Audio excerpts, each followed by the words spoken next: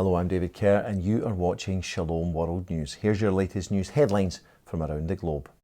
The High Court in England has ruled that children under 16 with gender dysphoria are unlikely to be able to give informed consent to undergo treatment involving puberty-blocking drugs. The legal case was brought against the London Public Health Authority, Tavistock and Portman NHS Trust. They operate the Tavistock Centre, that's the UK's only specialist clinic for young people with gender dysphoria. Amongst those bringing the legal action was 23-year-old Keira Bell, a young woman from the city of Cambridge. She was referred to the Tavistock Centre with suspected gender dysphoria as a teenager and was prescribed puberty blockers aged 16. And that was then followed by a double mastectomy 4 years later. She told the court how she was now, quote, heartbroken to realise that she had, quote, gone down the wrong path. And she argued that the Tavistock Centre should have challenged her more over her decisions as a teenager. Following the court ruling, Miss Bell said she was, quote, delighted to see that common sense had prevailed and that vulnerable children would now be better protected. In the wake of the ruling, the Tavistock Centre has now suspended new referrals for puberty blockers and cross-sex hormones for the under-16s. Pope Francis says he is confident that the Catholic Church and Eastern Orthodox Church will one day be reunited by, quote, walking together in mutual love and pursuing theological dialogue. The Holy Father made his comments in a message to Orthodox Christianity's most senior cleric, the Ecumenical Patriarch of Constantinople, Bartholomew I, upon the feast of St Andrew on Monday. The Pope recalled how 100 years ago, the then Patriarch of Constantinople had written an encyclical letter calling for, quote, greater closeness and understanding between Christians. Pope Francis thanked God that relations between the Catholic and Orthodox churches had grown closer over the past century, although he noted that both churches, quote, continue to yearn for the goal of the restoration of full communion. The Catholic Church and the Eastern Orthodox Church broke communion with each other in the 11th century. Meanwhile, Pope Francis has also installed 30 new members of the Sacred College of Cardinals. The installation took place at a consistory in St Peter's Basilica in Rome on Saturday. Among the new cardinals is Archbishop Wilton Gregory of Washington, D.C. in the United States. In his homily, Pope Francis warned those cardinals present not to be seduced by the worldly prestige of their new office. After the consistory, Pope Francis and the newly created cardinals visited Emeritus Pope Benedict at his residence within the Vatican. Each new cardinal received a titular or honorific responsibility for a parish church in the city of Rome.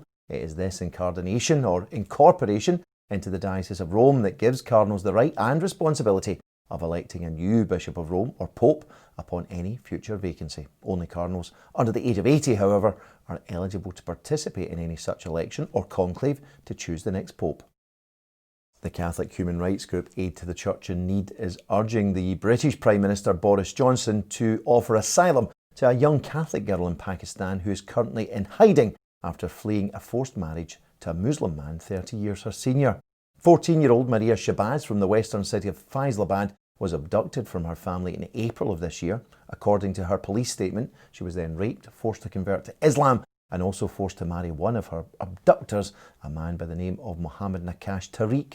Ms Shabazz's case soon came to court, leading to her being placed in a women and girls shelter. Subsequently, though, Lahore High Court ruled that she should be returned to Mr Nakash because she had supposedly embraced Islam.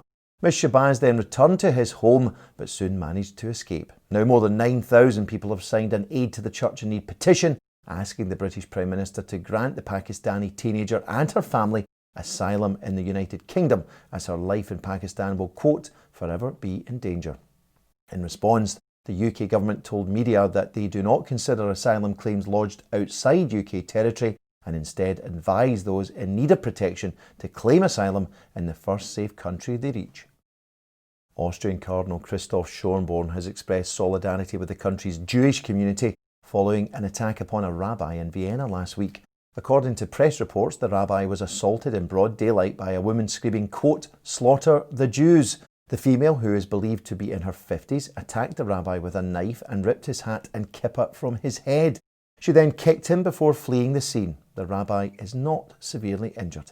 In response, Cardinal Schornborn tweeted that, quote, anti-Semitism must have no place among us, adding that, quote, it endangers the peaceful coexistence of us all. The female assailant is yet to be captured.